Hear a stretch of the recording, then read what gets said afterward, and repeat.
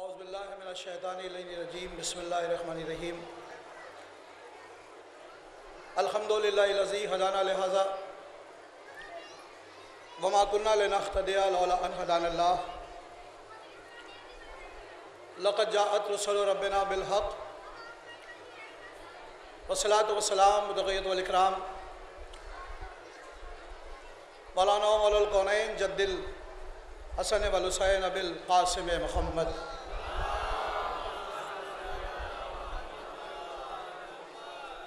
والد طیبین الطاہرین المعصومین ولعنۃ اللہ علی اعدائہم اجمعین اما بعد فقد قال اللہ تبارک و تعالی فی القرآن الکریم وفرقان الحمید وقال الحق بسم اللہ الرحمن الرحیم وَإِذِ ابْتَلَىٰ إِبْرَاهِيمَ رَبُّهُ بِكَلِمَاتٍ فَأَتَمَّهُنَّ قَالَ إِنِّي جَاعِلُكَ لِلنَّاسِ إِمَامًا قَالَ وَمِنْ ذُرِّيَّتِي قَالَ لَا يَنَالُ عَهْدِ الظَّالِمِينَ صلوات بر محمد والے پاک۔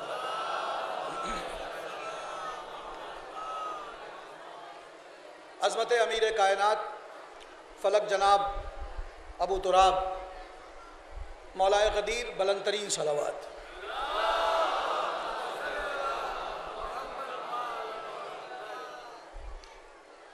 مولا کی بارگاہ میں حاضری کا شرف حاصل ہوا، لہٰذا آئیے اسی حوالے سے معرفت امام کے عنوان سے تھوڑی گفتگو ہو جائے، اور یہ درگاہ عالیہ نجف ہند جوگی پورے کی سالانہ مجالس کا سلسلہ آج دوسرا روز ہے، اور آپ مسلسل مجلس سماعت فرما رہے ہیں۔ میں اپنی بات یہاں سے شروع کر رہا ہوں کہ قدرت نے ابراہیم کو امامت کی منزلوں پر فائز کرنے کے لیے امتحان لیا، اور جب ابراہیم امتحان میں کامیاب ہو گئے تو قدرت نے بطور تحفہ بطور انعام ابراہیم کو امامت کا منصب عطا کیا۔ اس منصب کے مل جانے کے بعد جناب ابراہیم نے بلا فاصلہ دست دعا بلند کیے اور آواز دی وَمِنْ ذُرِّيَّتِي میرے مالک یہ عہدہ اور یہ منصب میری ذریت کے حوالے کر دے۔ تو قدرت نے بغیر کسی تکلف اور بغیر کسی مروت کے جو جواب دیا وہ قرآن کے دامن میں محفوظ ہو گیا کہ ابراہیم امامت کا یہ منصب ظالموں تک نہیں جا سکتا۔ بات یہاں سے شروع کر رہا ہوں کہ جہاں ظلم ہوگا وہاں امام نہ ہوگا، اور جہاں امام ہوگا وہاں ظلم نہ ہوگا۔ یہ قرآن کا صریح اعلان ہے کہ جہاں امام ہوگا وہاں ظلم نہ ہوگا، اور جہاں ظلم ہوگا وہاں امام نہ ہوگا۔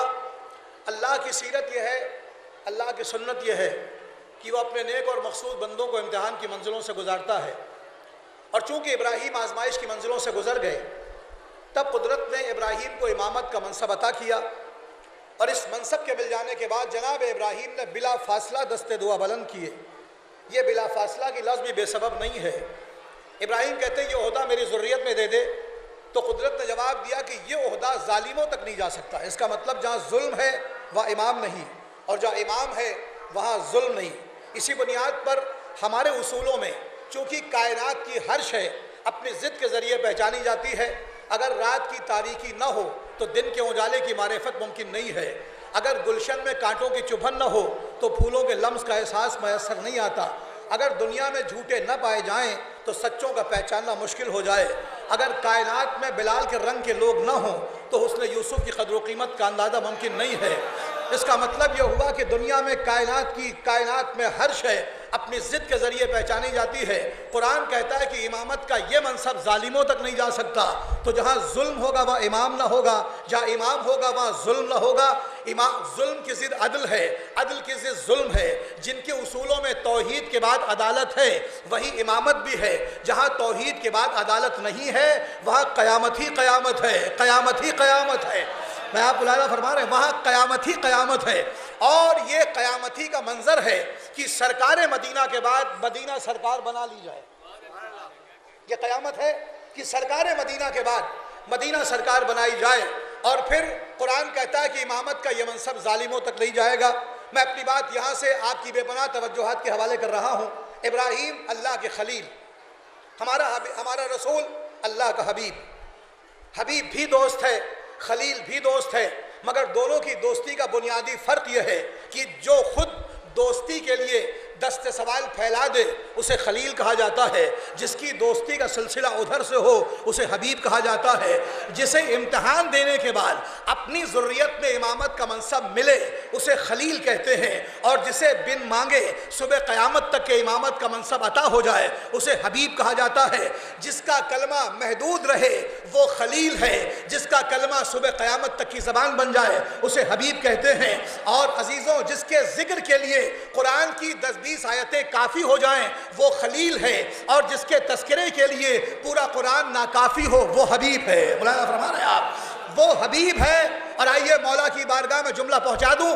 عزیزوں، چونکہ ہم شیعہ اثنا عشری ہیں، 12 اماموں کے ماننے والے ہیں، تو ہم سے پوچھا جاتا ہے کہ آپ جنہیں معصوم مانتے ہیں یہ معصوم کب سے ہیں؟ جب یہ سوال پیدا ہو کہ یہ معصوم کب سے ہیں تو جواب وہیں پر ہے، لفظ کب کا وجود نہ تھا مگر یہ معصوم تھے۔ مولانا فرما رہے ہیں آپ یہ کس جگہ معصوم تھے؟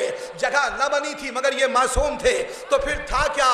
سکوت بے جان، لازوال سناٹے، نہ حروف، نہ جملے، نہ عبارتیں، نہ ہم، نہ آپ، نہ کب، نہ کہاں، نہ ماضی، نہ حال، نہ مستقبل، نہ عرش، نہ فرش، نہ لوح، نہ قلم، نہ فرشتے، نہ ملک، نہ ملکوت، نہ جنت، نہ کوثر، نہ سلسبیل، کچھ نہ تھا۔ مولانا فرما رہے ہیں آپ یہ لفظ تھا بھی نہ تھا مگر یہ معصوم تھے، تو پھر تھا کیا؟ خدا خلق کر رہا تھا، یہ آئینہ تخلیق پر تھے، اور جب خدا نے ان کو آئینہ تخلیق پر اتارا تو انہوں نے خدا کی بارگاہ جلالت میں اپنی نورانی پیشانی کو خم کیا۔ ان کی پیشانی نور ہزاروں برس کے سجدے کے بعد جب سر بلند ہوئی تو ان کی پیشانی نور پر پسینے کے لاکھوں چمکتے ہوئے قطرے نمودار ہوئے۔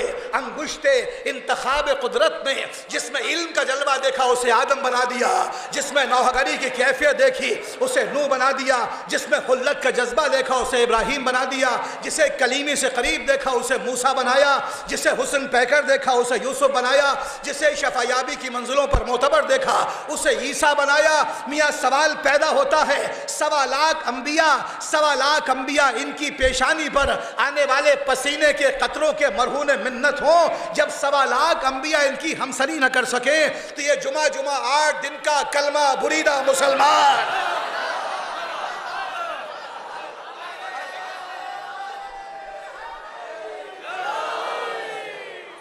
ہمارے جیسے آپ کے جیسے کیوں؟ کہنے لگے ہماری طرح کھاتے ہیں۔ ہم نے کہا آپ کی طرح نہ کھاتے تو آداب دسترخوان کا سلیقہ کون سکھاتا؟ کہنے لگے ہماری طرح چلتے، ہم نے کہا آپ کی طرح نہ چلتے تو خرام ناس کا منظر کون پیش کرتا؟ اس لیے کہ خدا کا کمال یہ ہے کہ وہ ہم تک آ نہیں سکتا، ہماری عاجزی ہے کہ ہم وہاں تک جا نہیں سکتے۔ تو کوئی تو ایسا ہو جو یہاں رہے تو ہمارے جیسا، وہاں رہے تو اس کے جیسا۔ کوئی تو ایسا ہو جو یہاں رہے تو ہمارے جیسا، وہاں رہے تو اس کے جیسا۔ یہاں نبی کے بستر پر سو جائے تو نبی لگے، وہاں پہنچ جائے، وہاں پہنچ جائے، وہاں پہنچ جائے تو نصیریوں کو دھوکہ ہو جائے۔ اور آپ ملاحظہ فرما رہے ہیں امیر کائنات فلک جناب ابو تراب مولا غدیر کی بارگاہ ہے، لہٰذا یہ بات خلاف میکشی ہے کہ میکدے میں اتنے سارے میخوار موجود ہوں اور خاموشی سے پی کے چلے جائیں، اس لیے کہ وہ دنیا کے میکدے کے میخوار ہیں جو سیاتشہ پینے کے بعد لڑکھڑا جاتے ہیں، مگر یہ علی کے میکدے کے معتبر میخوار ہیں، یہ 5 سے کم نہیں پیتے، 14 سے زیادہ نہیں پیتے۔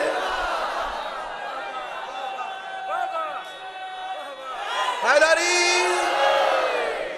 یہ علی کی بارگاہ کے معتبر میخوار ہیں، یہ 5 سے کم نہیں پیتے، 14 سے زیادہ نہیں پیتے، اور جب پلانے والا خود ساقی کوثر ہو، میں چادر تطہیر کی چھنی ہوئی ہو، خاک شفا کا بنا ہوا ساغر ہو۔ ہماری کیا بات، ہم تو ازل سے پینے کے عادی ہیں۔ یہ میں ولا ہے، تقسیم ہو رہی ہے ولایت کی میں۔ آدم نے اس میں کو پیا نہ ہوتا تو توبہ قبول نہ ہوتی، یہ میں نوح تک آئی تو کشتی کنارے لگی۔ اس میں کا سرور، جملہ آپ کی سماعتوں کے حوالے، اس میں کا سرور موسیٰ تک پہنچا، موسیٰ نے گھوٹ گھوٹ کر کے پیا، لہذا تاب نظارہ نہ لا سکے۔ ملاحظہ فرما رہے آپ یہ میں سلیمان تک پہنچی تو حکومت بن گئی، اور میں کی بات جانے دیجئے، اگر خلوص دل سے ساقی کا نام لے لیا جائے تو جوانی پلٹ جایا کرتی ہے۔ مولانا فرما رہے ہیں آپ، اور اس میں کا کمال یہ ہے کہ اگر میں نوشی کے بعد زمین پر مٹی کا گھروندا بنا دے تو جنت کا محل ہو جاتا ہے، جنت کا محل ہو جاتا ہے۔ یہ ہے کمال امیر کائنات کی بارگاہ کا۔ اور میں نے ابراہیم کا ذکر چھیڑا ہے، اسے 2 قدم اور آگے لے کے چلوں گا تاکہ وقت کے اندر ساری باتیں سمجھ جائیں۔ سرکار مدینہ، آمنہ کا لال، عبداللہ کا جایا، ابو طالب کا بھتیجا، علی کا بڑا بھائی، علی کے علاوہ کسی کو حق نہیں جو نبی کو بڑا بھائی کہے، جو کہتا ہے وہ غلط کہتا ہے۔ اس لیے کہ تاریخ اسلام کے بہت بڑے اسکالر علامہ شبلی نعمانی، بہت بڑے اسکالر، انہوں نے ایک منظر پیش کیا، وہ منظر آپ تک پہنچا رہا ہوں۔ وہ لکھتے ہیں کہ ایک دن نبی نے مسجد میں سارے لوگوں کو جمع کیا، اور جمع کرنے کے بعد نبی نے کہا آج میں تمہارے درمیان عقد مواخات کروں گا۔ یہ کیا ہے؟ بھائی چارگی کا پیغام پہنچاؤں گا۔ جس کا کردار جس کے کردار سے ملتا ہے میں اس کو اس کا بھائی بنا دوں گا۔ اب چونکہ علامہ شبلی نعمانی نے نام لیا لہذا ہم بھی نام لیتے ہیں، ورنہ ممبر سے نام نہیں لیتے۔ مولانا فرما رہے ہیں آپ، میں علامہ کی باتوں کو نقل کر رہا ہوں، یا یوں کہا جائے کہ نقل کفر کر رہا ہوں۔ مولانا فرما رہے ہیں آپ، انہوں نے نام لیا تو ہم بھی نام لیتے ہیں۔ وہ کہتے ہیں کہ فاروق اعظم کو صدیق اکبر کا بھائی بنایا، جس کا کردار جس کے کردار سے ملتا تھا نبی نے اس کو اس کا بھائی بنایا۔ آپ کو کوئی پریشانی، کوئی اختلاف، کوئی دقت؟ چونکہ انہوں نے لکھا میں اسے دہرا رہا ہوں۔ انہوں نے کہا فاروق اعظم نے فاروق اعظم کو صدیق اکبر کا بھائی بنایا، جس کا کردار جس کے کردار سے ملتا تو اس کو اس کا بھائی بنا دیا۔ عبد الرحمن کو حضرت غنی کا بھائی بنا دیا، جس کا کردار جس کے کردار سے ملتا تو اس کو اس کا بھائی بنا دیا۔ یہاں تک تو ہمیں علامہ کی باتوں سے اتفاق ہے۔ اس کے بعد ایک جملے سے مجھے اختلاف ہے، وہ کہنے لگے علی کے چہرے پر مایوسی۔ میں نے کہا غلط، الزام، بہتان، جس کا نام کائنات کو مسرت تقسیم کرتا ہو وہاں اس کے اوپر الزام ہے کہ اس کے چہرے پر مایوسی۔ میں نے کہا کہتے کیا ہو؟ کہنے لگے ہم نے دیکھا کہ علی کنارے بیٹھے ہیں، نبی آگے بڑھے، یا علی کیا بات ہے؟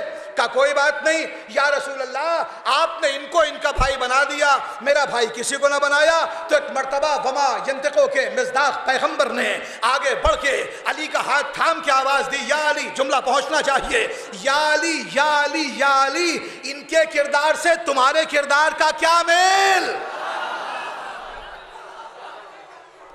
ان کے کردار سے تمہارے کردار کا کیا میل؟ اور پھر اسی مقام پر بقول علامہ شبلی نعمانی کے وما ینطقو کے مصداق محمد نے علی کا ہاتھ تھاما اور آواز دی، یا علی انت اخی فی الدنیا والآخرہ، صلوات پر محمد والے محمد۔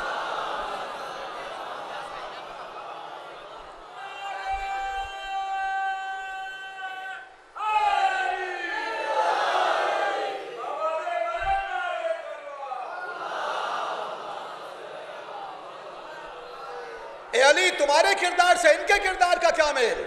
تم دنیا میں بھی میرے بھائی، آخرت میں بھی میرے بھائی۔ بات ابراہیم کی ہے، اللہ کا خلیل دعا کر رہا، پروردگار یہ عہدہ میری ذریت میں، خدا نے کہا یہ عہدہ ظالموں تک نہیں جائے گا۔ میں نے بات حبیب سے شروع کی ہے اور اسی کو 2 قدم اور لے کے چل رہا ہوں، چونکہ آج اگر مسلمانوں نے پیغمبر کو سمجھا ہوتا تو یہ اختلاف نہ ہوتا اور ان کے گلے میں لعنتوں کا یہ توق نہ ہوتا۔ یہ جو آج لعنت کا توق ہے یہ ان کے گلوں میں اس لیے ہے کہ انہوں نے نہ پیغمبر کو سمجھا، نہ پیغمبر کا پیغام سمجھا، نہ قرآن کو سمجھا، نہ توحید کو سمجھا۔ یہ ماشاءاللہ ہمارا اتنا معتبر مجمع۔ میں اس سے پوچھنا چاہتا ہوں، قرآن کہتا ہے میرے پیغمبر کافروں سے جہاد کرو، منافقین سے جہاد کرو۔ آپ نے ماشاءاللہ اتنی مجلسیں سنی، کسی خاطب، کسی خطیب، کسی ذاکر، کسی عالم، کسی مقرر نے یہ پڑھا کہ پیغمبر نے 10 کافر قتل کیے۔ اس کا مطلب یا تو پیغمبر نے قرآن کی اس آیت پر عمل نہیں کیا۔ اگر سر کاٹنے کا مطلب جہاد ہوتا، بات پہنچ رہی ہے، تو پیغمبر پر لازم تھا کہ وہ بھی 10-20 کافروں کا سر کاٹ کے کہتے کہ آج میں نے قرآن کی اس آیت پر عمل کر لیا۔ اس کا مطلب جہاد اور ہے، فساد اور ہے، قتال اور ہے۔ ملاحظہ فرما رہے ہیں آپ؟ نہیں محسوس کیا؟ میں جملہ بطور خاص، جہاد اور ہے، فساد اور ہے، قتال اور ہے۔ میرے پیغمبر کافروں سے جہاد کرو، زائرین کی بسوں کو اڑا دینے کا نام جہاد نہیں، جمعے کے دن مسجدوں میں فائرنگ کرنے کا نام جہاد نہیں، بے گناہ بچوں کو قتل کرنے کا نام جہاد نہیں۔ اس لیے کہ جہاد اور ہے، فساد اور ہے، قتال اور ہے۔ آج نجف ہند کی اس بارگاہ سے پیغام آپ تک پہنچا رہا ہوں، عزیزوں، جہاد کا مصدر ہے جد و جہد، کوشش، سعی پیہم، اندھیری رات میں شمع جلانا، یہ ہے اندھیرے کے خلاف جہاد۔ بھئی بات پہنچنی چاہیے، میں توجہ کہنے کا عادی نہیں، اگر آپ متوجہ نہ ہوتے تو بیٹھتے ہی کیوں؟ ملاحظہ فرما رہے ہیں آپ؟ جہاد، اندھیری رات میں شمع جلانا، یہ ہے اندھیرے کے خلاف جہاد۔ بے غیرتوں کے درمیان ذکر غیرت کرنا، یہ ہے بے غیرتی کے خلاف جہاد۔ بدعقیدگی کے ماحول میں صحیح عقیدہ پیش کرنا، یہ ہے بدعقیدگی کے خلاف جہاد۔ بے وفاؤں کے درمیان وفاداری کا پیغام پہنچانا، یہ ہے بے وفائی کے خلاف جہاد۔ صبح کے وقت اٹھ کے بچوں کے لیے رزق حلال تلاش کرنے نکل جانا، یہ ہے بھوک کے خلاف جہاد۔ ان پڑھ، جاہل، الٹریٹ بستی سے 10-20 بچوں کو چن کے انہیں تعلیم کا راستہ دکھا دینا، یہ ہے جہالت کے خلاف جہاد۔ بے پردگی کے ماحول میں پردے کا سلیقہ عطا کرنا، یہ ہے بے پردگی کے خلاف جہاد۔ گوروں کے درمیان کالے کو مؤذن بنانا، گوروں کے درمیان کالے کو مؤذن بنانا، یہ ہے رنگ کے خلاف جہاد۔ میرے پیغمبر کافروں سے جہاد کرو، میرے معصوم پیغمبر نے عرب کی سنگلاخ وادیوں میں کافروں کے درمیان قولوا لا الہ کہا، یہ ہے کافروں کے خلاف جہاد۔ میرے معصوم پیغمبر نے غدیر کے تپتے ہوئے صحرا میں منافقین کے درمیان علی کو ہاتھوں پہ اٹھا کے مولا بنایا، یہ ہے منافقین کے خلاف جہاد۔ بھائی ملاحظہ فرما رہے آپ؟ یہ ہے منزل، نہ تم نے پیغمبر کو سمجھا، نہ پیغمبر کا پیغام سمجھا، نہ آل محمد کی منزلوں کو سمجھا۔ اگر یہ سمجھا ہوتا تو آج یہ کنڈیشن نہ ہوتی۔ اور میں اس منزل پر ایک فقرہ اور آپ کی خدمت میں عرض کر دوں، اس لیے کہ آپ نے جس اعتبار کے ساتھ اور جس سلیقے کے ساتھ ان حوالوں کو سماعت فرمایا، میں وہیں سے آپ کی خدمت میں عرض کر رہا ہوں۔ ابراہیم خلیل خدا، ابراہیم خلیل خدا، خلیل دوست، پروردگار یہ عہدہ میری ضروریت میں دے دے۔ خدا نے کہا یہ عہدہ ظالموں تک نہیں جائے گا۔ اب ایک حکم آ رہا ہے، ابراہیم ہمارے لیے مکان بناؤ۔ مکان کس کو ضرورت پڑ گئی؟ لا مکان کو مکان کی ضرورت پیش آ گئی۔ اگر لا مکان مکان میں محدود ہو گیا تو ہمارے عقیدہ توحید کا کیا ہوگا؟ میرے مالک مکان بنوانا تھا تو آدم سے بنوایا ہوتا، نوح سے بنوایا ہوتا، ابراہیم سے بنوایا۔ ابراہیم سے کیوں بنوا رہا ہے؟ عجب آواز قدرت آئے، نہ تو آدم سے کہا، نہ آدم کے بعد کہا، اور نہ ابراہیم کے بعد۔ میں نے کہا کیوں؟ کہا اس لیے کہ کسی ایک نے بھی اپنی ضروریت پہ امامت کا کوئی مطالبہ نہ کیا۔ میرے مالک امامت کے مطالبے سے تیرے مکان کا کیا تعلق ہے؟ کہا امامت ہی کا تعلق تو میرے مکان سے ہے۔ میں نے کہا کیوں؟ کہا چونکہ ابراہیم نے اپنی ضروریت پہ امامت کا مطالبہ کیا۔ میں نے کہا ابراہیم امامت مانگی تو ہے، اتارو گے کہاں؟ کوئی ایسی منزل تو ہو جہاں امامت اتر سکے، اور جس مکان کو امام سے منسوب کر دیا جائے اسے ہمارے ہندوستان میں عزا خانہ کہتے ہیں، امام بارگاہ کہتے ہیں۔ اس کی پہچان یہ ہے کہ اس پر سیاہ پردے پڑے ہوں، سیاہ پرچم لگا ہو۔ بھائی جب سے کعبہ بن کے تیار ہوا ہمیشہ سیاہ غلاف میں ابراہیم کیا کر رہے ہو؟ کہا امامت کے اترنے کا انتظام کر رہا ہوں۔ میں نے کہا ہندوستانی میں کہو عزا خانے کی تعمیر کر رہے ہو، امام بارگاہ کی بنیاد رکھ رہے ہو۔ کعبہ بن کے مکمل ہوا، دیواریں اتنی بلند ہو گئی کہ وہاں تک ابراہیم کے ہاتھ نہیں پہنچ سکے۔ جناب اسماعیل ایک بڑا سا پتھر اٹھا کے لائے، جناب ابراہیم نے قدم رکھا، نشان قدم ابھر آئے، ساری کائنات کا مسلمان جھوم اٹھا، معمار کعبہ کے قدموں کے نشان۔ ہم نے کہا نہیں، کہنے لگے پھر کیا ہے؟ میں نے کہا اس پتھر کے دل کا خلوص ہے، کہ اس نے معصوم کے قدموں کو دل میں جگہ دے دی. اگر پتھر مخلص ہو جائے اور معصوم کے قدموں کو دل میں جگہ دے دے تو صبح قیامت تک قابل احترام ہو جاتا ہے. مولا فرما رہے ہیں آپ اور بھی پتھر ہیں ان پر کنکریاں ماری جاتی ہیں، اس کا بوسہ لیا جاتا ہے. کیوں؟ اس لیے کہ اس نے معصوم کے حرمت کا لحاظ رکھا. یہ ہے معرفت معصوم. اور میں اسی عنوان سے آپ کی خدمت میں بات عرض کر رہا ہوں. ہم نسبتوں کی بنیاد پر عظمتوں کو سلام کرنے کے عادی ہیں. ہم نسبتوں کی بنیاد پر عظمتوں کو سلام کرنے کے عادی ہیں. یہ قوم پاگل دیوانی نہیں ہے، صاحبان عقل ہیں اس قوم میں. اور جو لوگ یہ کہتے ہیں بڑی چھوٹی سی قوم ہے، اگر انہیں اس چھوٹی سی قوم کو دیکھنا ہو تو جوگی پورے آ جائیے. کربلا نہیں جا سکتے تو کم سے کم جوگی پورے آ جائیے. مولانا فرما رہے ہیں آپ جسے تم چھوٹی سی قوم کہہ کے ٹال دیتے ہو، اس کو اگر دیکھنا ہو ایک مرکز پر تو جوگی پورا نجف ہند میں آؤ تو پتہ چلے یہ چھوٹی سی قوم کتنی قیامت کی منزلوں پر ہے. مولانا فرما رہے ہیں جب یہ چھوٹی سی قوم ایک مرکز پر جمع ہو تو جوگی پورے آ جائے. جب یہ چھوٹی سی قوم اور آگے بڑھے تو کربلا پہنچ جائے. 4 کروڑ کا مجمع. کہنے کے صاحب سمجھ میں نہیں آتا. ہم نے کہا کیوں سمجھ میں نہیں آتا؟ کیا نہیں سمجھے آپ؟ میں نے کہا بھائی اسلام کے 73 فرقے جب ایک مرکز پر جمع ہو تو 35 لاکھ کا مجمع اوور فلو. خود کہیں چٹائی کہیں لوٹا کہیں. بھائی انتظام ایسا کہ بد انتظامی سلام کرے. مولانا فرما رہے ہیں آپ نہیں محسوس کیا؟ اما انتظام ایسا کہ بد انتظامی سلام کرے. 35 لاکھ کا مجمع سنبھالے نہیں سنبھلتا. اور ادھر یہ پہنچے اور جیسے ہی مکے پہنچے تو کل جنہیں حاجی صاحب پکارا جائے گا ان کے ہاتھ میں چوڑا سا پٹا باندھ دیا گیا. ہم نے کہا بھئی یہ کیا ہے؟ کہنے لگے ہمارا نام ہمارا ٹیلی فون نمبر. ہم نے کہا اسے کیوں باندھا؟ کہا اس لیے باندھا کہ اتنی بڑی بھیڑ میں اگر کہیں گم ہو جائیں تو پٹا پکڑ کے ہمیں پہنچا دیا جائے. محسوس کر رہے ہیں آپ؟ اتنی بڑی بھیڑ میں اگر گم ہو جائیں تو پٹا پکڑ کے ہمیں پہنچا دیا جائے.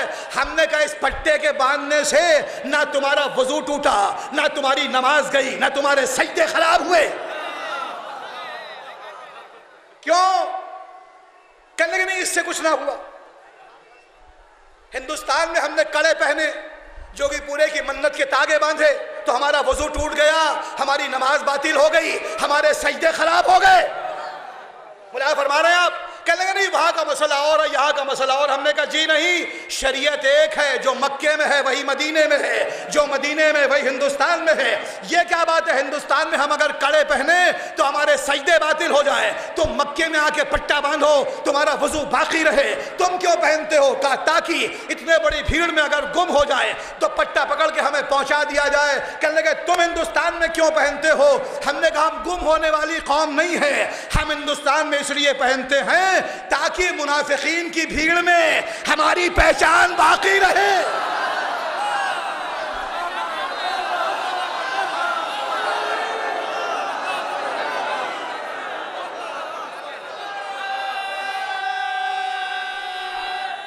حیدری جی جناب، یہ لاکھوں کا مجمع جوگی پورے آیا ہے. اسٹیشن پہ اتریے، بس اسٹیشنوں پہ دیکھیے، چہرے سے نہیں پہچانا جاتا. ہاتھ دیکھ لیجئے، انگلی کی انگوٹھی دیکھ لیجئے، ظاہر جا رہا ہے. کیوں؟ منافقین کی بھیڑ میں ہماری پہچان باقی رہے. 35 لاکھ کا مجمع سنبھالے نہیں سنبھلتا. ٹوپی کہیں، چٹائی کہیں، خود کہیں. ملاحظہ فرما رہے ہیں آپ ایسا انتظام کی بد انتظامی سلام کرے. میں آج کے اس تاریخی منبر سے تاریخی جملہ عرض کر رہا ہوں، اے مسلمانوں اگر تمہاری سمجھ میں یہ قوم نہیں آتی تو ہم سے پوچھو، ہم بتائیں گے. حسین ہے، یزید تھا. مولانا فرمائیے بھائی اس کے علاوہ کوئی منزل نہیں.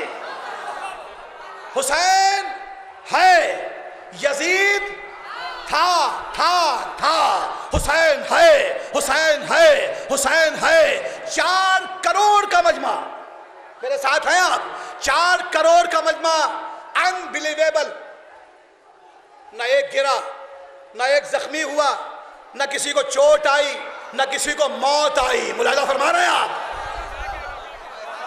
یہ 4 کروڑ کا مجمع گیا بھی واپس بھی آیا.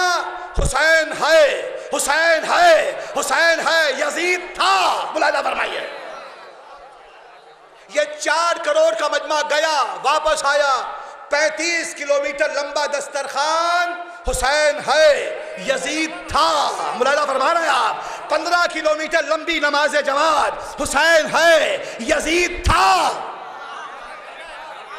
اب تو محسوس کریں آپ، حسین ہے، یزید تھا. حسین ہے. 10 لاکھ کا مجمع بغیر کسی امیگریشن کے سرحد پار کر کے دوسرے ملک کی سرحد میں داخل ہو گیا. کہنے لگے ان کے پاسپورٹ پر مہر نہیں لگی. میں نے کہا ان کے پاسپورٹ مت دیکھو، ان کے سینوں پر حسینی مہر لگی ہے. حسین ہے، حسین ہے، یزید تھا. اور تاریخی جملہ سن لیجئے، تاریخی مجمع، تاریخی منبر، تاریخی جملہ. ہم کافر تھے، کافر ہیں، کافر رہیں گے، ہمیں کافر رہنے دیجئے. آپ آپس میں اتحاد کریے، اتحاد بین المسلمین آپ کریں، ہمیں کافر رہنے دیجئے. نہیں محسوس کیا آپ نے؟ آپ مسلمان ہیں، آپ کو آپ کا اسلام مبارک ہو. ہم کافر تھے، کافر ہیں، کافر رہیں گے، اس لیے کہ ہم کو اپنے کفر پر بھروسہ ہے، اطمینان ہے. جملہ پہنچنا چاہیے. ہمیں اپنے کفر کے اوپر بھروسہ ہے، اطمینان ہے. آپ کو آپ کا اسلام مبارک ہو. ہم کافر تھے، کافر ہیں، کافر رہیں گے. میں تکرار لفظی کا عادی نہیں مگر دوہرا رہا ہوں، اس لیے کہ ہم روز محشر جناب ابو طالب کے ساتھ جائیں گے، ابو سفیان کے ساتھ نہیں جائیں گے.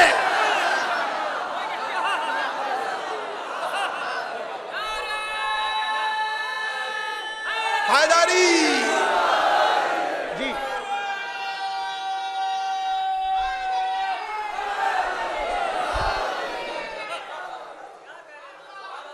ہمیں اپنے کفر پر بھروسہ ہے. آپ اپنے آپس کے اتحاد کی باتیں کیجئے، ہمیں کوئی مسئلہ نہیں.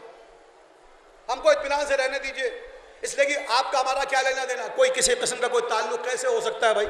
اس لیے کہ مولا نے وہاں کہہ دیا تھا، جب دشمن کے گلے پر تلوار رکھی، یا یوں کہیے کہ دشمن کے مقابلے پر مولا آیا، مولا کے مقابلے پر دشمن آیا، تو کہنے لگا ابو طالب کے بیٹے تمہارے بابا کا ہمارا بڑا پرانا تعلق تھا. مولا نے کہا کیسی بکواس کرتا ہے، کیا کبھی کفر اور ایمان ایک ساتھ رہ سکتے ہیں؟ کیسی باتیں کرتا ہے.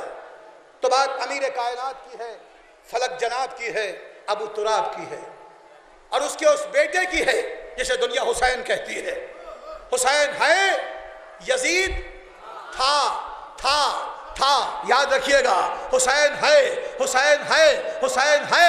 اور حسین کی تاریخی حیثیت، میں ابراہیم سے چل رہا تھا اور میں یہیں سے 2 قدم تھوڑا پیچھے آنا چاہتا ہوں تاکہ بات بھی مکمل ہو جائے اور کسی قسم کا کوئی ڈسٹربنس نہ ہو. عزیزو، ابراہیم کی دعاؤں کا ثمرہ یہ ہے، وہیں سے اس کو کنٹینیو کروں گا. ابراہیم کی دعاؤں کا ثمرہ کعبہ بن گیا، دیواریں بلند ہو گئیں. رجب کی 13ویں، ابھی آپ نے ہمارے برادر عزیز یاسوف عباس صاحب سے سماعت فرمایا، جہاں انہوں نے بات چھوڑی تھی وہیں سے شامل بھائی میں بات آگے بڑھا رہا ہوں، جہاں بات چھوڑی وہیں سے آگے بڑھا رہا ہوں. رجب کا نصف حصہ گزرنے کو آیا، ایک نقاب پوش معظمہ بیت ایمان سے چلی، بیت اللہ تک آئی. اس بی بی کا سفر شروع ہوا بیت ایمان سے، سفر ختم ہوا بیت اللہ پر. نقطہ آغاز سفر ابو طالب کا گھر، نقطہ انجام سفر خدا کا گھر. اما سفر شروع ہوا ابو طالب کے مکان سے، سفر ختم ہوا خدا کے گھر پر. یہ ہے صراط مستقیم کا مزاج. نہیں محسوس کیا؟ یہ ہے صراط مستقیم کا مزاج. بنت اسد خانہ کعبہ کی دیوار کے پاس، پروردگار تجھے اس مولود کا واسطہ، مولود کہا، جنین نہیں کہا، لفظی بلاغتیں. مولود، دیوار میں در پیدا ہوا، جی نہیں. دیوار مسکرائی، جی نہیں. گوہر کو دیکھ کے صدف نے اپنے لبوں کو وا کر دیا. بنت اسد خانہ کعبہ کے اندر دیوار پھر برابر، بنت اسد خانہ کعبہ کے اندر 3 دن کیسے گزرے ہمیں نہیں پتا. ہاں 3 دن کے انتظار کے بعد کائنات کا مستغنی ترین رسول جس نے آج تک کسی کے سامنے ہاتھوں کو نہیں پھیلایا، وہ مکے کی گلیوں سے گزرتا ہوا آ رہا ہے. ایک فقرہ اس کی زبان پر ہے، وہ کہتا ہے حیدر حیدر حیدر حیدر. نبی کے حیدر کہنے پر دیوار نے کہا ہائے در ہائے در ہائے در. نبی کے حیداری، نبی کے حیدر کہنے پر دیوار نے کہا ہے در. سرکار کیوں زحمت فرمائی؟ کہنے لگے سیرت بنا رہا ہوں. یہ باہر جو لوگ کھڑے ہیں جملہ ان کے لیے، سیرت بنا رہا ہوں. کیسی سیرت؟ کہا جب امام کعبے میں آئے گا، جب امام کعبے میں آئے گا نبی کو چل کے آنا ہوگا. ملاحظہ فرما رہے ہیں آپ. کب تک؟ کہا یہ پہلی امامت ہے، میں گلیوں سے گزر کے آیا ہوں، وہ آخری امامت ہوگی، وہ چوتھے آسمان سے، وہ چوتھے آسمان سے اتر کے آئیں گے. نبی آئے، کعبے کا طواف کیا. سرکار بیت اللہ میں غیر اللہ کی موجودگی میں طواف کر رہے ہیں. مفتی صاحب ناراض ہو جائیں گے. نبی نے کہا مفتی کون ہوتا ہے؟ ترجمہ کر دوں مفتی کا. ہم نے کہا سرکار ہمارے ہندوستان میں جو مفت میں پیدا ہو جائے اسے مفتی کہتے ہیں.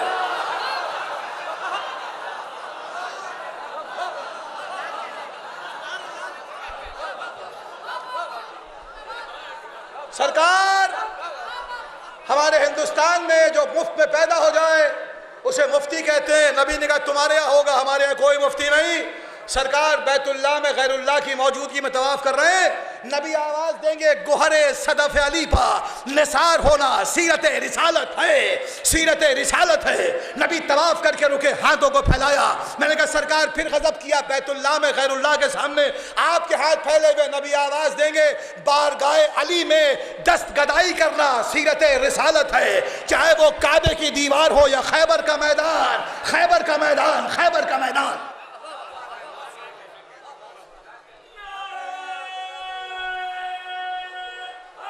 حیداری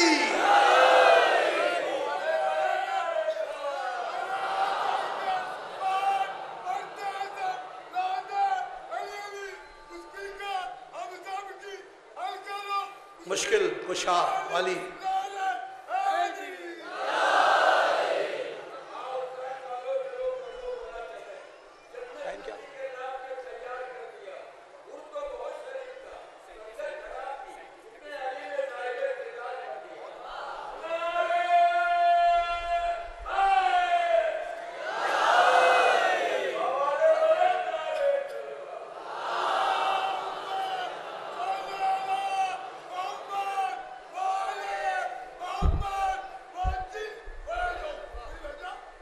عظمت امیر کائنات فلک جناب ابو تراب مولائے غدیر بلند ترین صلوات.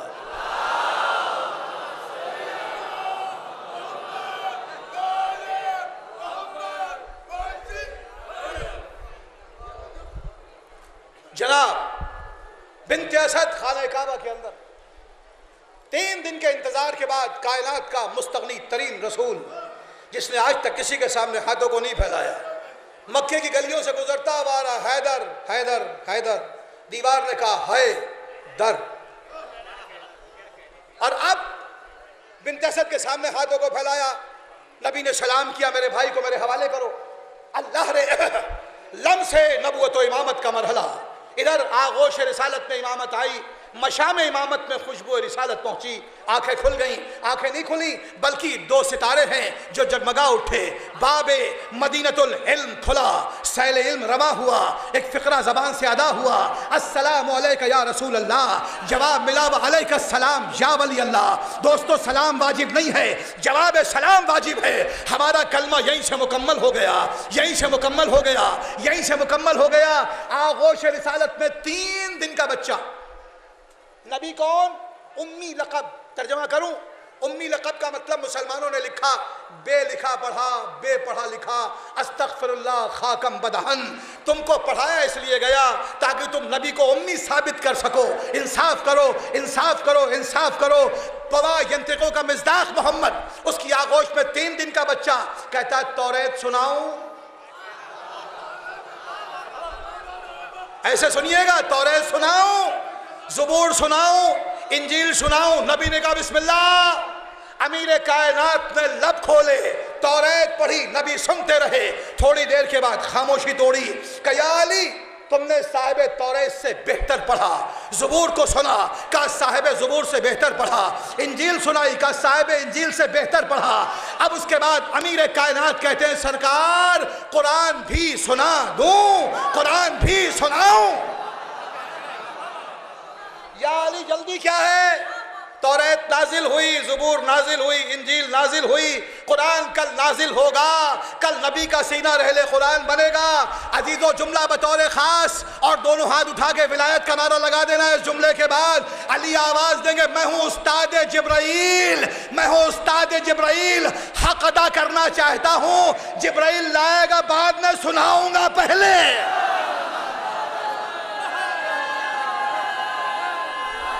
حیدری میں ہوں استاد جبرائیل.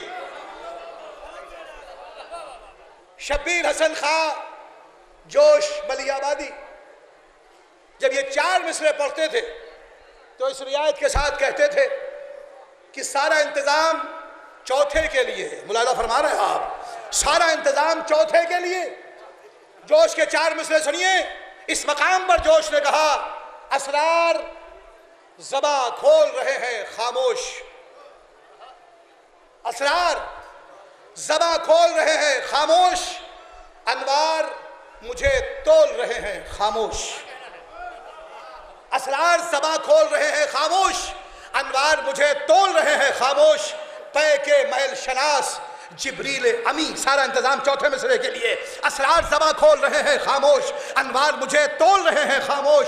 پے کے محل شناس جبریل امی. اس وقت علی بول رہے ہیں خاموش، خاموش، خاموش.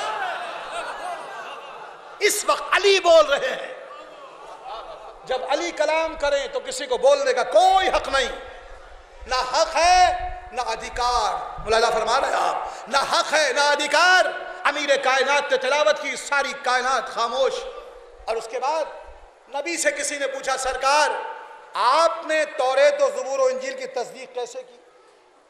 تو نبی کا جملہ سنیے. نبی نے کہا آج سے پہلے مجھے جو چاہو کہہ لینا.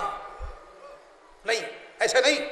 آج سے پہلے مجھے جو چاہو کہو، مگر 13 رجب کے بعد خبردار مجھے امی نہ کہنا. کیوں سرکار؟ نبی نے کہا 13 رجب کو علی نے 4 آسمانی کتابوں کی تلاوت نہیں کی. یہ علی کی پہلی مشکل کشائی ہے. علی دنیا کو بتانا چاہتے ہیں کہ میرا محمد صاحب توریت سے، صاحب زبور سے، صاحب انجیل سے بہتر جانتا ہے، بہتر جانتا ہے، بہتر جانتا ہے. صلوات بر محمد والے.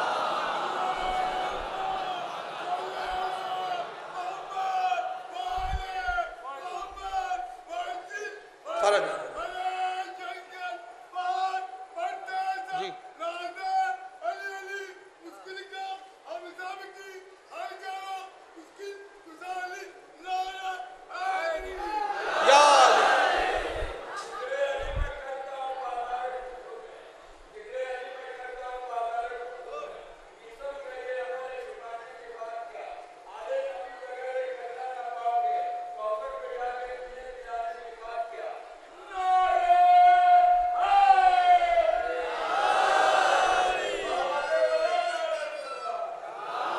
صلی اللہ جناب بس فرج ہو. عظمت امیر کائنات فلک جناب ابو تراب مولا غدیر بلند ترین صلوات.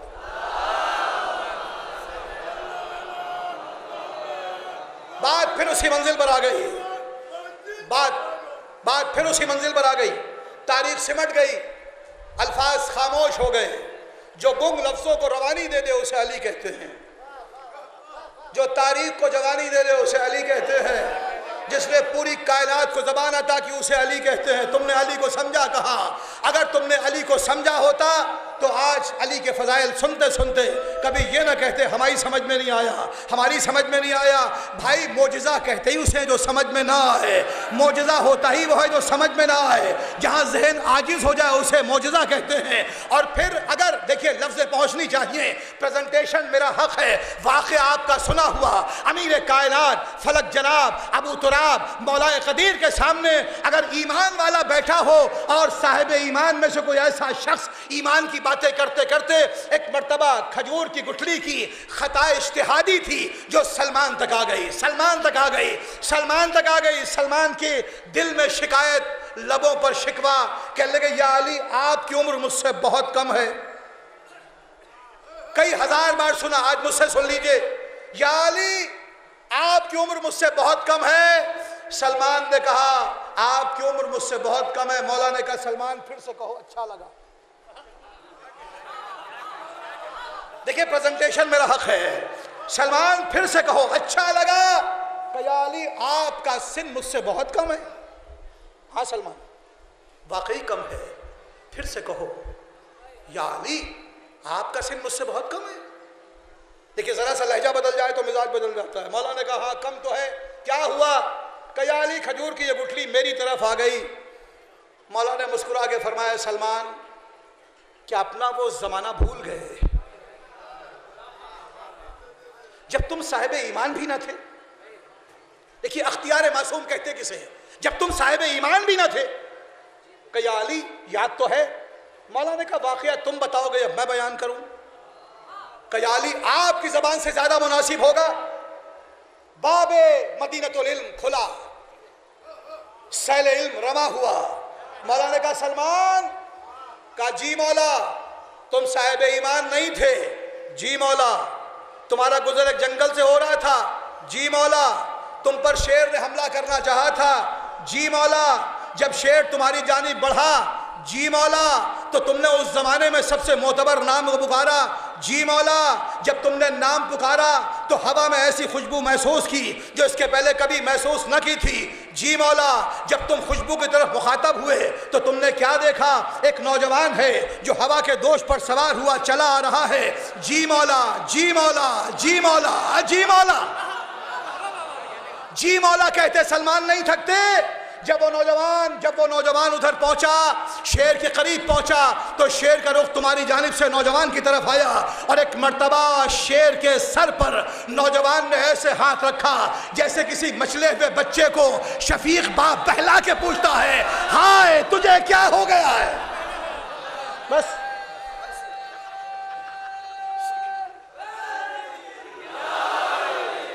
تجھے کیا ہو گیا ہے؟ تجھے کیا ہو گیا ہے؟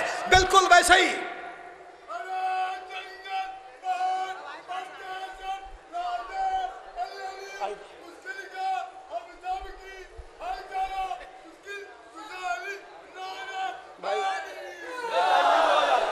یہ ٹائم نہیں جوڑا جائے. یا علی یا علی یا علی. سلمان اس نوجوان نے اس شیر کے سر پر ہاتھ رکھا جیسے کوئی مچلے ہوئے بچے کے سر پر ہاتھ رکھ کے پوچھتا ہے تجھے کیا ہو گیا ہے. آپ علالہ فرما رہے ہیں ابھی اتنے وقت اور اتنے زمانے میں اتنے زلزلے آئے اور اتنے زلزلے آئے. 6 رجب کو زلزلہ آیا، مجلس ہو رہی تھی، ہم بیٹھے تھے، ممبر ہل رہا تھا، مجمع ہل رہا تھا. لوگوں نے کہا سرکار کیا ہوگا؟ ہم نے کہا کچھ نہ ہوگا، قرآن کی آیت پڑھیے اذا زلزلت الارض زلزالہا. جب زمین کو زلزلے آ رہے ہوں گے ایک انسان ہوگا جو سر پر ہاتھ رکھ کے پوچھے گا تجھے کیا ہو گیا ہے؟ تجھے کیا ہو گیا ہے؟ تجھے کیا ہو گیا ہے؟ بھئی مسئلہ وہی ہے. سلمان جی مولا. جب اس نوجوان نے اس شیر کے سر پر ہاتھ رکھا تو شیر واپس گیا. جی مولا تم جنگل میں گئے، نرجس کے پھولوں کا گلدستہ بنا کے اس نوجوان کے پاس آئے، کہا اسے قبول کر لیجئے، میرے پاس آپ کو دینے کے لیے کوئی تحفہ نہیں. جی مولا. اب اس کے بعد امیر کائنات فلک جناب ابو تراب مولا قدیر نے اپنی جیب امانت سے وہ گلدستہ نکالا. ہائے ہائے یہ علی کی جیب ہے.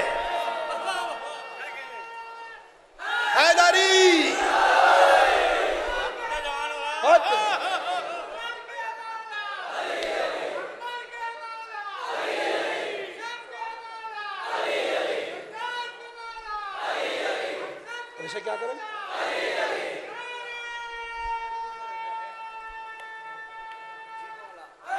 جی مولا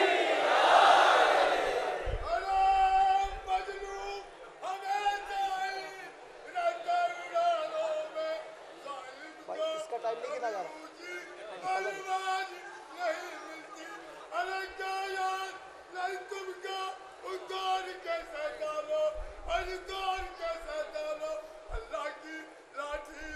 آواز نہیں ہوتی.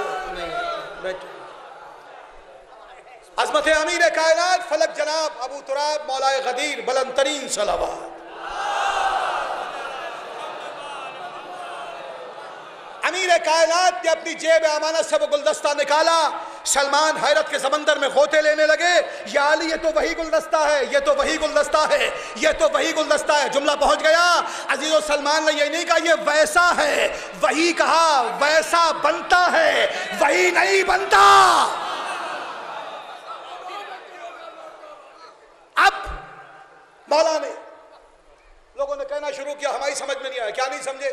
کہنے جی اتنے زمانے کے بعد گلدستے کی ایک پنکھڑی نہ مرجھائی. ہم نے کہا آپ کے آنگن میں نیم کا پیڑ ہے؟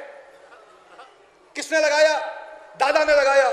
120 سال پرانا نیم کا پیڑ. آج بھی نیم میں پھل آتے ہیں اور پنکھڑیاں آتی ہیں اور اس میں پھل آتے ہیں اور پھول لگتے ہیں. کیوں؟ اس لیے کہ اس کا رابطہ, اس کا رشتہ زمین سے, تراب سے جڑا ہوا ہے. 110 سال پرانا تمہارے دادا کا لگایا ہوا نیم کا پیڑ 100 سال زندہ رہے, کوئی حیرت نہ ہو, اور ایک گلدستہ ابو تراب کے دامن سے متمسک ہو جائے. حیرت کیا ہے؟ کیوں حیرت میں ہو؟ اور نیمہ شعبان قریب ہے. جملہ سن لیے عزیزوں, یہ گلدستہ نرجس کے پھولوں کا تھا. ہم اپنا عقیدہ کسی کے اوپر نہیں لاتے, ہمارا عقیدہ ہمیں مبارک ہو. ہم شیعہ اثنا عشری ہیں, اما نرجس کے پھولوں کا گلدستہ سینکڑوں سال تک. میں جملہ پہنچ گیا.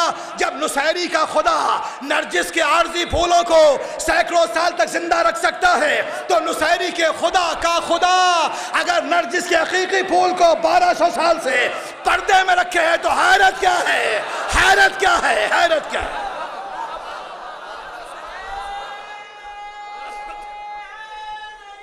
بس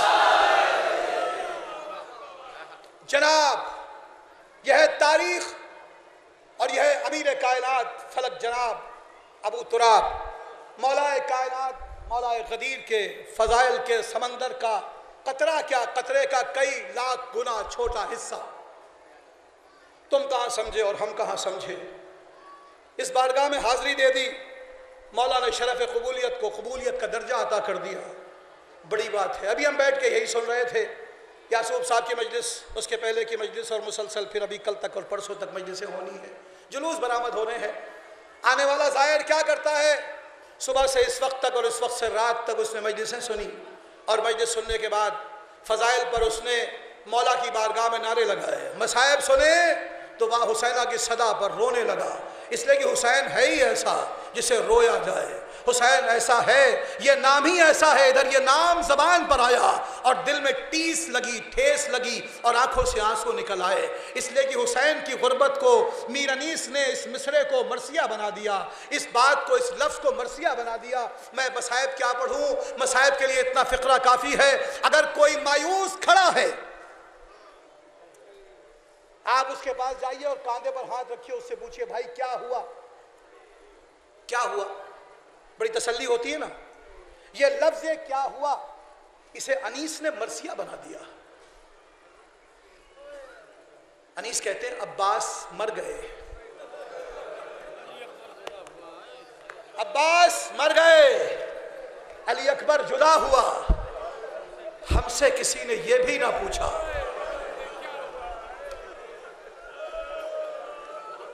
ہو گئے مسائل. عباس مر گئے, علی اکبر جدا ہوا, ہم سے کسی نے یہ بھی نہ پوچھا کہ کیا ہوا. یہ دور دور سے ماں بہنیں آئی ہیں, یہ چھوٹے چھوٹے بچے, شدت کی گرمی, اتنی دور کا سفر طے کر کے. چلو درگاہ عالیہ کی سالانہ مجلسیں ہونے جا رہی ہیں, جلوس برآمد ہوگا, کوئی آئے یا نہ آئے, مگر وہ 18 برس کی ضعیفہ بطول عصا کا سہارا لے کے ہر جلوس کے پیچھے پیچھے پیچھے پیچھے ایک فقرہ کہتی ہو جاتی جزاک اللہ، اے میرے حسین کے زائر، خدا تمہیں سلامت رکھے۔ بڑی دور سے آئے ہو نا، جملہ سن لو، ہو گئی مجلس، شبیہ برآمد ہوگی ابھی، بدجملہ دو جملہ مصائب کا۔ میر انیس، مرثیہ کی دنیا کا آسمان، ہر سال انیس نیا مرثیہ کہتے تھے، اور جہاں بلائے جاتے تھے وہاں جاتے تھے اور مرثیہ پڑھتے تھے۔ ایک سال کا واقعہ ہے، بڑی دیانتدار شخصیت کا نام انیس ہے۔ ایک سال کا واقعہ ہے کہ انیس نے لکھا، یہ ان کے واقعات میں ملتا ہے، انہوں نے بیان کیا کہ میں جہاں مدعو تھا وہاں مرثیہ پڑھنے کے لیے پہنچا۔ پہلی مجلس میں نے سیاہ لباس پہنا، مجلس کے لیے تیار ہو کے چلا تو بادشاہ کا نوکر آیا، کہنے لگا آپ کو بادشاہ نے بلایا ہے اس وقت۔ ہاں کیا بات ہے؟ بادشاہ کے پاس پہنچے، بادشاہ نے کہا انیس ہماری فرمائش ہے کہ آپ شاہی لباس پہن کے مرثیہ پڑھیں۔ انیس نے کہا ایام اعزاء میں شاہی لباس کیسے ممکن ہے؟ کہا نہیں ہماری فرمائش ہے، کہا آپ کی خواہش آپ کی جگہ، حسین کا معاملہ اپنی جگہ، ملاحظہ فرما رہے ہیں آپ، عزاداری کے معاملے میں کوئی کمپرومائز نہیں۔ تو کہنے لگے مگر ہماری فرمائش ہے۔ انیس نے کہا نہیں اس میں کوئی فرمائش نہیں۔ کہا تو آپ کو واپس جانا ہوگا۔ انیس نے کہا ہم واپس تو چلے جائیں گے مگر آقا حسین کے معاملے میں کوئی سمجھوتا نہیں۔ سواری تیار کی گئی، انیس کو سواری پر بٹھایا گیا، جملہ پہنچ گیا۔ انیس سواری پر بیٹھے، بیٹھتے بیٹھتے دل میں کسک پیدا ہوئی تو زبان پر نوحہ بن کے آ گئی، اور وہ نوحہ یہ تھا، اے بطول، اے شہزادی زہرا، کیا اس سال تمہارے لال کا ماتم میرے مقدر میں نہیں ہے؟ انیس کہتے میں یہ نوحہ پڑھتا ہوا سواری پر بیٹھا، ابھی تھوڑا فاصلہ طے ہوا تھا کہ میں نے کیا دیکھا، کئی سو لوگ سیاہ لباس پہنے راستہ روکے کھڑے ہیں۔ انیس اترو، انیس رکو، ہم نے اتنے بڑے جنگل بیابان میں اتنا بڑا خیمہ لگایا ہے، ہم تمہارا مرثیہ سننے آئے ہیں۔ انیس کہتے ہیں میں سواری سے اترا، کئی ہزار کا مجمع سیاہ پوش۔ انیس کہنے لگے بڑا عالیشان ممبر تھا، میں نے اس عالیشان ممبر پر بیٹھ کے مرثیہ پڑھا، فضائل پڑھے، لوگوں میں جوش پیدا ہوا، مصائب پڑھے، غم کی کیفیت طاری ہوئی۔ انیس کہتے جب میں مصائب پڑھ کے اترا مجھے اتارا گیا، اور جب مجھے میرا میزبان لے کے چلا تو اتنے بڑے خیمے کے پیچھے ایک چھوٹا سا خیمہ، ہو گئی مجلس، اس چھوٹے سے خیمے کے اندر سے کوئی چیخ چیخ کے کہہ رہا ہے ہائے حسین، ہائے حسین، ہائے حسین۔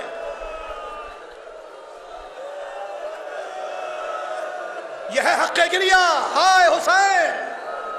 انیس کہتے میرے بڑھتے قدم رک گئے، میں نے اپنے میزبان کا ہاتھ تھاما، یہاں کون ہے؟ کہ ہمارے قبیلے کا سردار۔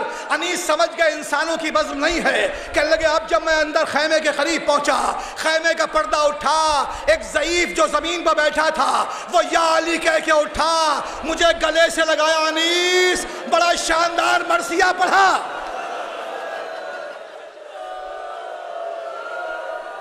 سمجھ گئے کون؟ سمجھ گئے کون؟ واقعات کربلا کا چشمدید گواہ زعفر جن۔ انیس کو سینے سے لگایا، بڑا اچھا مرثیہ پڑھا انیس۔ انیس نے زعفر کو کلیجے سے لگایا، زعفر تم تو کربلا میں تھے، ایسا کچھ بتاؤ جو میں نے مرثیوں میں نہیں لکھا۔ زعفر نے کہا انیس تم انسانوں کی بس کی بات نہیں ہے، کہا نہیں زعفر تم کو حق کربلا کا واسطہ، تمہیں کربلا والے کا واسطہ۔ زعفر کہتا انیس سنو، میں جشن کی تیاریوں میں مصروف تھا، میرا خادم دوڑتا ہوا آیا، ارے زعفر قیامت آ گئی، کربلا میں زہرا کا بھرا گھر اجڑ گیا۔